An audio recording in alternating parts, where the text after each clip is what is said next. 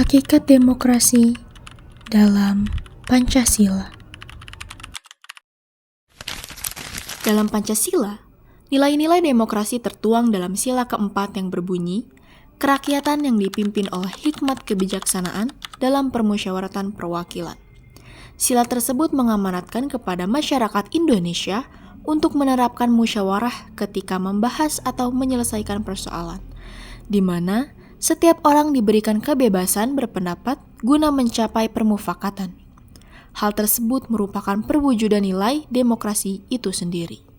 Kata demokrasi berasal dari bahasa Yunani. Demos berarti rakyat, kratos berarti pemerintahan. Kata ini kemudian diserap ke dalam bahasa Inggris menjadi demokrasi, yang berarti pemerintahan dari rakyat. Demokrasi bermakna bahwa kekuasaan tertinggi berada di tangan rakyat. Pemerintahan dijalankan oleh rakyat secara langsung maupun melalui wakil-wakil yang dipilih dalam pemilihan umum yang bebas. Presiden Amerika Serikat yang ke-16 Abraham Lincoln menyatakan bahwa demokrasi adalah government of the people, by the people, and for the people. Artinya, rakyat memiliki kebebasan dalam aktivitas politik tanpa tekanan karena yang berkuasa pada hakikatnya adalah rakyat. Di dunia modern, demokrasi berkembang dalam berbagai bentuk.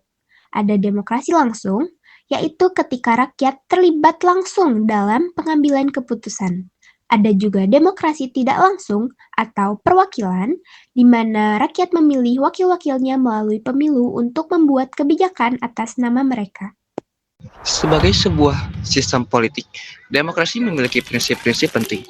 Beberapa di antaranya adalah yang pertama, menyelesaikan konflik dengan cara damai, menjamin adanya perubahan secara teratur, melindungi hak asasi manusia, menghargai keberagaman, serta memastikan pemilu berlangsung bebas dan jujur. Semua prinsip ini bekerja sama untuk mewujudkan masyarakat yang adil, terbuka, dan juga sejahtera. Pada akhirnya, demokrasi bukan sekedar sistem pemerintahan. Demokrasi adalah budaya, nilai, dan cara hidup yang menempatkan rakyat sebagai pemegang kekuasaan tertinggi. Demokrasi mengajarkan kita untuk mendengarkan, berdiskusi, dan menghargai pendapat orang lain demi kebaikan bersama. Oke teman-teman, jadi kita di sini akan memilih calon ketua kelas. Nah di sini sudah ada calon kandidat yaitu Budi dan Rina. Kita di sini harus memilih secara demokratis. Kalian boleh bebas berpendapat dan boleh bebas memilih antara Rina dan Budi. Kalau menurutku ya, aku lebih memilih Rina sih. Kenapa? Karena Rina tuh orangnya tuh menurutku tuh sangat disiplin, terus juga bertanggung jawab gitu.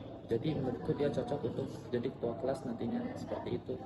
Aku setuju lah, karena Rina itu kan orangnya kan aktif juga kan di kelas, sama juga kadang-kadang suka ngebantu dosen juga, jadi aku setuju dengan menjadi ketua kelas. Betul kan? Oke, di sini kan sudah ada tim setujunya nih. Apakah ada yang ingin menyanggah dan memilih selain Rina?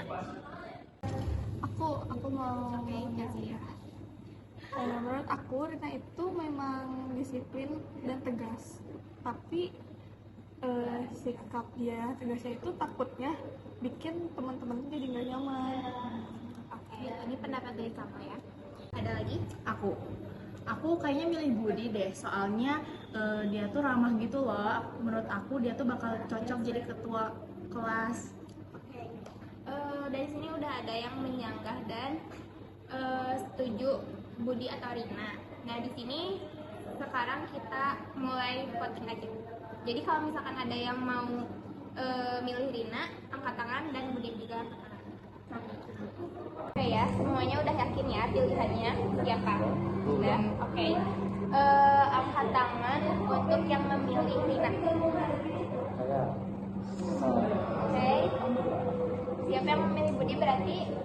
Saya. Oke, jadi di sini kesimpulannya berarti ketua kelas dipilih, yang dipilih jadi ketua kelas yaitu Rina. Oke.